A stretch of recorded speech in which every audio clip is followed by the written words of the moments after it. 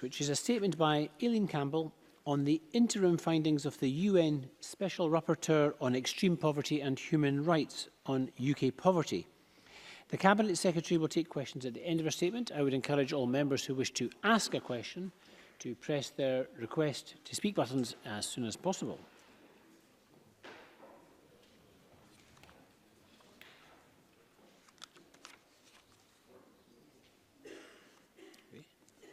And I call on the Cabinet Secretary, Aileen Campbell.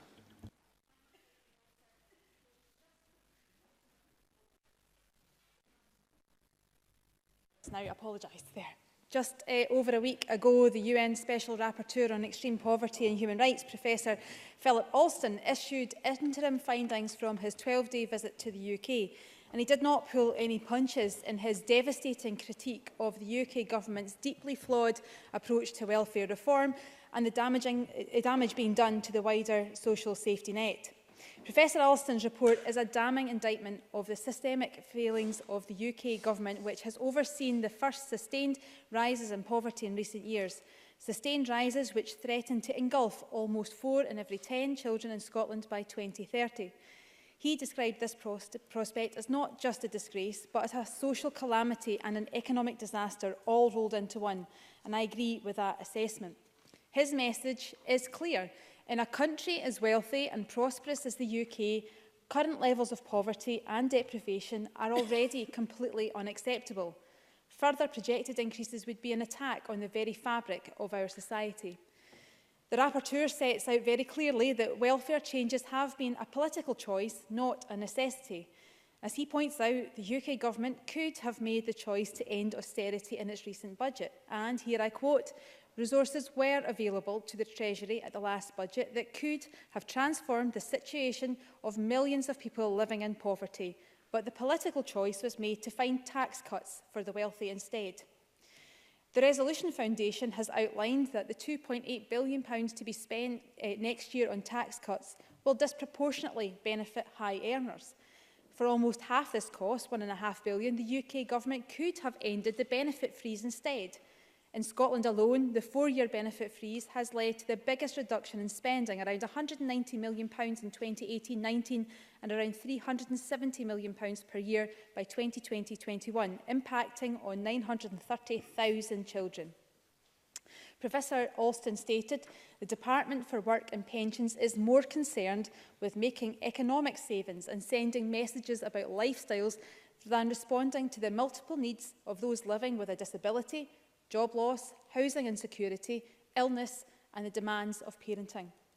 And he also points out the supposed savings that were to have been delivered have actually just been transferred to other public services. The costs of austerity have fallen disproportionately upon people in poverty, women, minority ethnic communities, children, lone parents and disabled people. He speaks of the gendered nature of the cuts imposed and their detrimental impacts on children.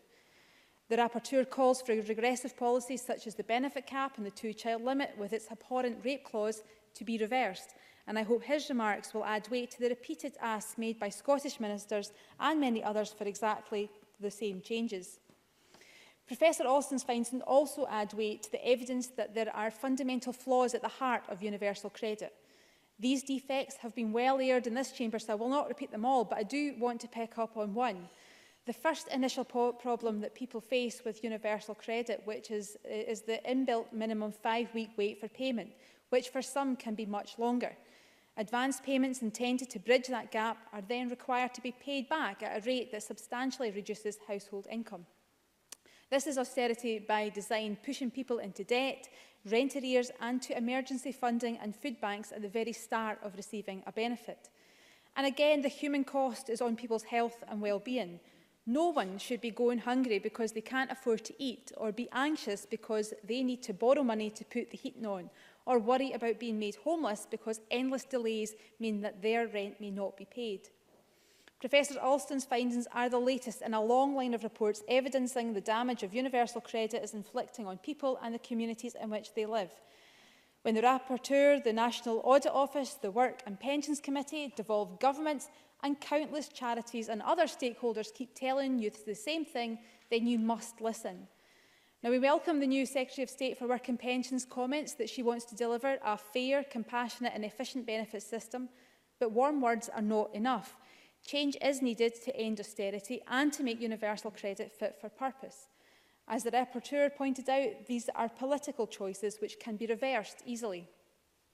Amber Rudd must also take heed and take the decision her predecessors failed to. She must stop universal credit now and fix the problems. To do otherwise and ignore these repeated warnings is to risk condemning a generation of children and their families to a lifetime of poverty that they will struggle to rise out of.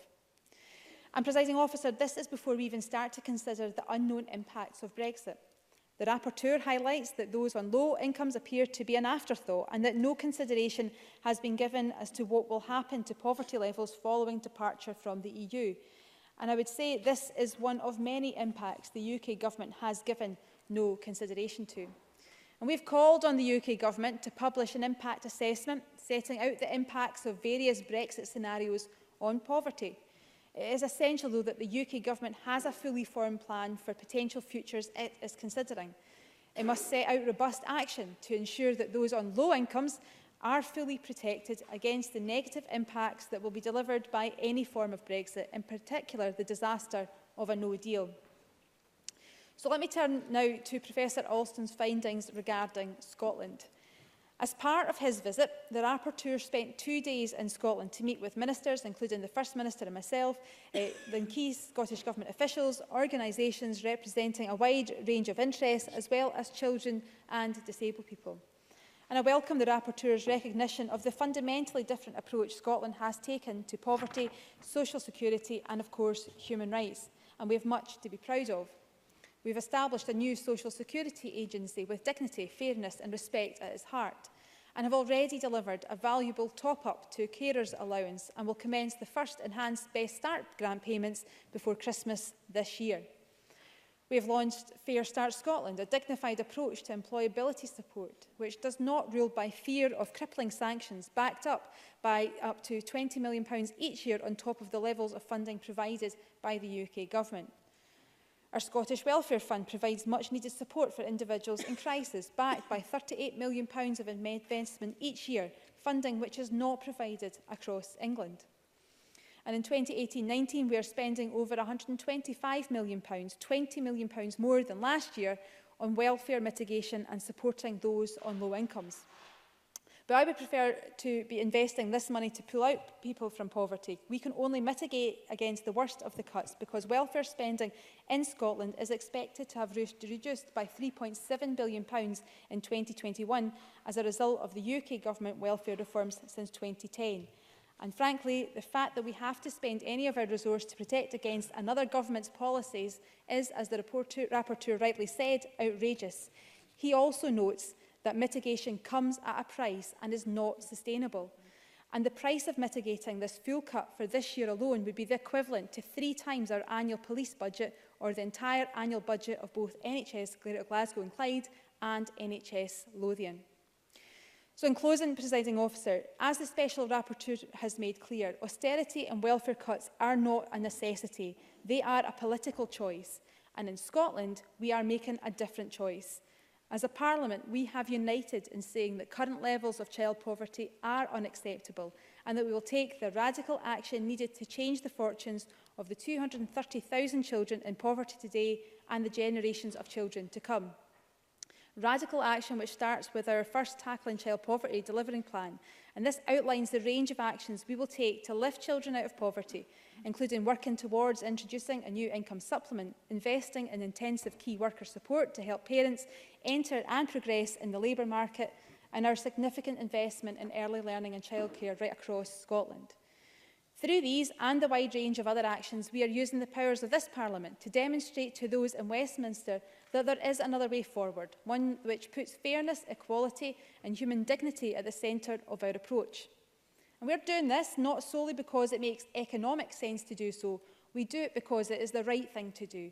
And I would ask parties across the Chamber to unite to call on Westminster to make the changes necessary or to devolve the powers in order to allow us to make these changes for ourselves.